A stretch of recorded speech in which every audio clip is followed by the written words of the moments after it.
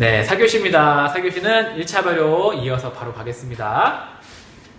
여기는 지우고 제가 다시 더 이어서 설명드릴게요.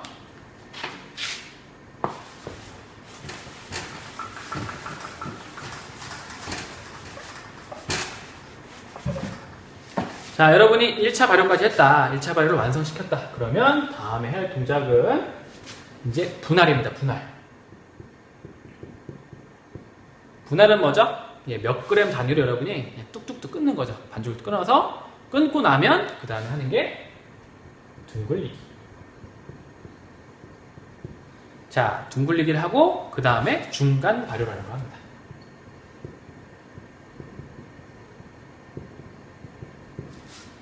자, 중간 발효 이렇게 하는데, 자, 이건 왜 하느냐 설명드릴게요. 분할은 당연히 여러분이 제품을 크게 생산해서 판매하려면 크게 이제 분할을 해야겠고요.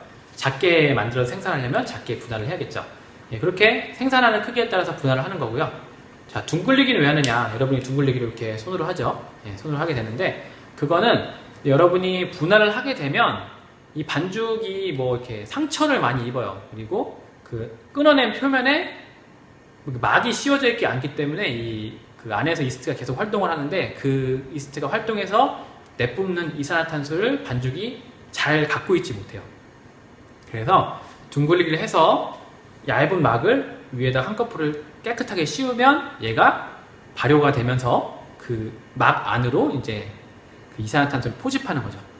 그렇게 하려고 둥글리기를 하는 거고요. 그런 다음에 중간 발효를 왜 하느냐?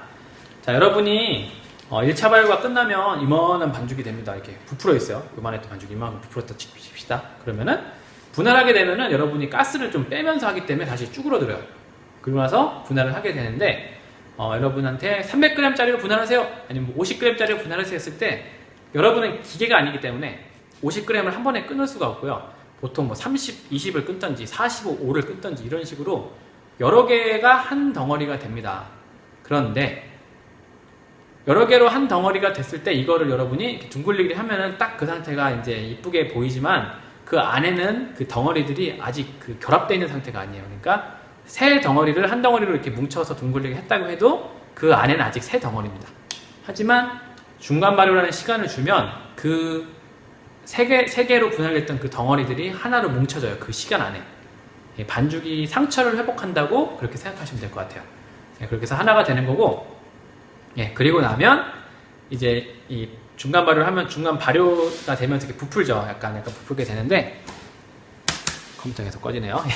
부풀게 되는데, 이 부풀게 되면 아까 설명했던 거랑 이어지는 건데, 반죽이 이어지나? 죄송합니다. 둥글리기 하는 것도 반죽에 여러분이 힘을 가하는 거예요. 힘을 가하면 반죽은 탄력이 생깁니다. 탄력이 뭐냐?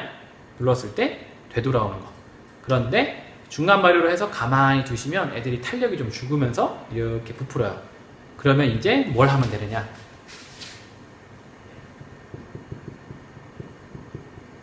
성형을 하게 됩니다. 왜 중간 발효 이후에 성형을 하느냐? 다시 말씀드리지만 반죽이 상처가 회복되고 탄력이 좀 죽어야 돼요.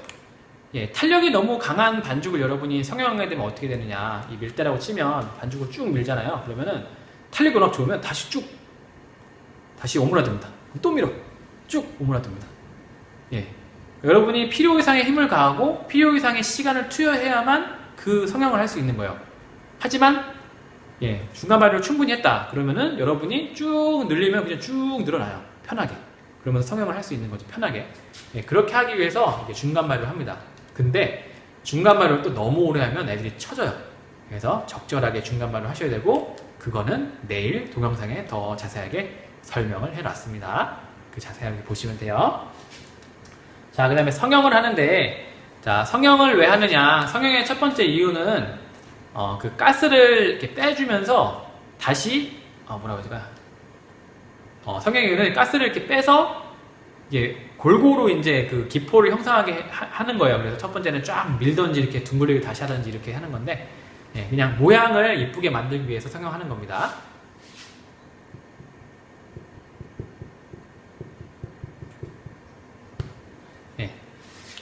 근데 이제 모양을 이쁘게 만들기 위해서 성형을 하는 건데, 이 재밌는 게 만약에 여러분이 중간 발효를 끝나고 그냥 그 모닝빵을 만든다고 칠게요. 모닝롤이라고도 하는데 그러면은 제가 둥글리기 했을 때 이미 동그랗게 만들었으니까 얘를 굳이 성형 작업을 거치지 않고 2차 발효 넣은 다음에 바로 구워내면 안 되나 해보시면 알아요. 동그라미가 이쁘지 않게 나오는데 이상할 정도로.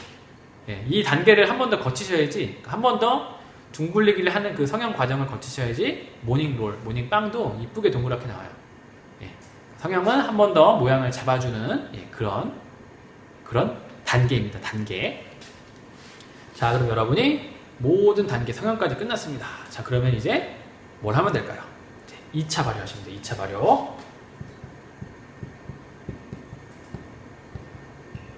자, 2차 발효의 온도는 38도 85% 3885. 네.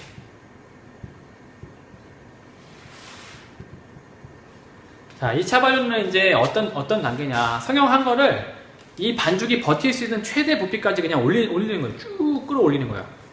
예, 왜냐면은 그렇게 했을 때 구워내야지만 이 빵이 가볍고 부드럽고 맛있게 되기 때문이죠. 예. 네. 그래서 2차 발효를 이렇게 하시면 되는데 2차 발효 완성점이 되게 애매해요. 여러분이 그 팬 브레드, 팬에다 쓰는 거, 그러니까 식빵류 이런 것들은 거의 공식이 있어요. 팬 아래에 1cm, 팬 높이까지, 팬 위로 1cm, 1.5cm 뭐 이런 식으로 공식이 있어서 그것만 눈으로 잘 보시면 발효 완성점을 여러분이 체크할 수 있습니다. 근데 일반적인 평철판에 하는 빵들은 이게 완성점을 여러분이 감각으로 아셔야 돼요.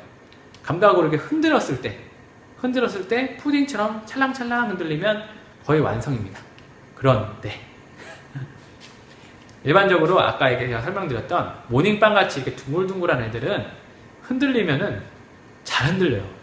잘 흔들려요, 정말. 근데 납작하게 만드는 빵들이 있어요. 그런 애들은 흔들어도 잘 몰라요.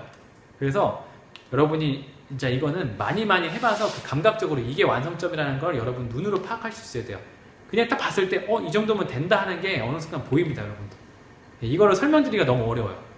그냥 클래식하게 전통적으로는 이렇게 흔들었을 때 흔들리면 완성이다. 푸딩처럼 2차 발효가 완성된다. 이렇게 기억하시면 되는데 그렇게 확인을 할 수 없는 메뉴들도 있다는 거를 아셔야 합니다. 하지만 기능사 메뉴는 대부분 다 잘 돼요. 확인하는 게. 자, 이렇게 해서 2차 발효까지 끝났다 칩시다. 자, 그럼 이제 여러분 뭐 해야 되죠? 예, 굽기 해야 돼요. 굽기. 자, 오븐에 구워내는데요. 예, 오븐에 구워낼 때도 여러분이 주의하셔야 되는 게 모든 거는 시간과 비례하는 게 아니다 라는 걸 꼭 기억하셔야 됩니다. 자, 굽기도 여러분이 교과서나 기능사 책 보시면 이 메뉴는 뭐 25분에서 30분 구워라. 아니면 진짜 딱 못 박아 놓는 것도 있어요. 약 25분, 약 20분. 그럼 여러분이 어떻게 하느냐? 20분 구우라고 하는 거는 타이머를 20분 정확히 맞춰놔요. 그리고 팽글팽글 놉니다. 그러다가 띠 하고 우리가 딱 가요. 네, 문을 탁 여네. 선생님 탔어요. 어쩌라고. 자, 왜 이런 상황이 벌어지느냐 말씀을 드리면 여러분 오븐이 그 온도가 그 냉장고도 비슷하지만 자, 여러분이 180도라고 맞춰놨다 칩시다. 오븐 온도를. 180도가 쭉 이렇게 유지되는 게 아니라 180도보다 온도가 올라가면 오븐이 꺼져요. 그 다음에 쭉 온도가 내려가기 시작하면 180도 밑으로 내려가면 오븐이 다시 켜집니다. 또 올라가고 꺼지고 내려가고 이게 반복되면서 180도를 맞추려고 노력하는 거예요. 오븐은. 그런데 그 오븐이 그렇게 막 유동적이고 제품마다도 180도가 조금씩은 달라요. 예, 그래서 여러분은 절대적으로 20분 구워야 되는 빵이라고 하면은 한 15분 되면 가셔야 돼요. 그래서 한번 체크를 하시고 빵을 더 구워야 되는구나 아니면 다 됐구나 이렇게 판단하셔서 빼야 되고요. 그리고 한 가지 더 여러분이 사용하시는 오븐은 데크 오븐이라고 합니다. 데크 오븐. 근데 데크 오븐이라는 애가 있고요. 컨벡션 오븐이라는 애가 있어요. 컨벡션은 영어로 대류시키다 라는 뜻입니다. 대류라고 하면 이렇게 공기가 막 순환하고 그런 걸 대류라고 하는데 컨벡션 오븐은 안에 프로펠러가 있어요. 프로펠러가 있어서 뜨거운 공기를 순환시키면서 전체가 열이 골고루 분포합니다. 무슨 얘기냐? 여기도 190도고 여기도 190도면 여기도 190도고 여기도 190도예요. 그런데 데크 오븐은 그게 아니에요. 안에 프로펠러가 없습니다. 그래서 왼쪽과 오른쪽의 온도가 다르고요. 안에와 바깥의 온도가 달라요. 그럼 여러분은 어떻게 해야 되느냐? 30분 구워내, 20분 구워내야 되는 빵이면은 최소한 그 타이머는 15분에 맞추시지 말고요. 15분의 절반인 8분 정도로 맞추셔야 돼요. 8분 정도 맞추신 다음에 그 오븐에 가서 왼쪽과 오른쪽을 바꾸고 앞과 뒤를 바꿔주셔야 돼요. 그래야지 최종적으로 제품이 나왔을 때 서로 그 전체가 같은 시간에 동일한 색깔로 익어서 나올 수 있습니다.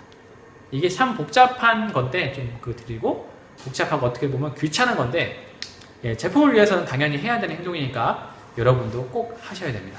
아시겠죠? 그렇게 해서 굽기까지 완성을 하면 여기서 기능사 메뉴는 끝나죠. 여기서 이제 완성이 되면 여러분은 그 타공판에다가 뭐 하얀색 종이를 깔기도 하고 안 깔기도 하는데 여기다가 빵을 올려서 이제 제출하면 뭐 붙었다 안 붙었다 판단하는 거죠. 감독관들이. 근데 실전에서는 여기서 끝나지 않습니다. 언제 끝나느냐? 포장까지 꼭 하셔야 돼요. 포장.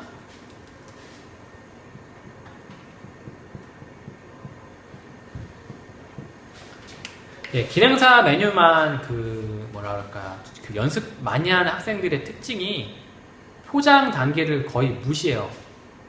하지만 저처럼 이걸로 돈을 버는 그 주방에서 있었던 사람은 포장 단계가 얼마나 중요한지를 알고 있습니다. 그게 최종 제품까지의 정확한 마무리이기 때문에. 그래서 여러분 포장도 꼭 신경을 쓰시고요. 포장을 언제 하셔야 되느냐?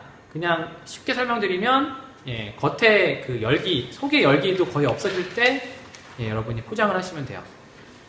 이론적으로는 내부 온도가 40도 전후일 때 포장을 하라고 합니다. 하지만 여러분은 그게 헷갈리시니까 뭐 식빵이든 뭐든 딱 만져봤을 때 그 안에 열기가 없다고 하면 바로 포장을 하시면 돼요. 너무 뜨거울 때 여러분 포장을 하시면 습기가 가득 차서 이게 축축해지면서 이게 쭉 늘어지고 이렇게 쭈그러들고요. 너무 늦게 포장을 하시면 안에 있는 수분이 다 날아가서 상당히 건조해지고요, 빵이. 그래서 적절한 시기에 포장을 하시면 되겠습니다. 자, 이렇게 해서 여러분이 오늘 3, 4교시는 스트레이트법 반죽 공정에 대한 설명을 제가 드렸습니다. 잘 이해하시고 이거는 외우셔야 됩니다.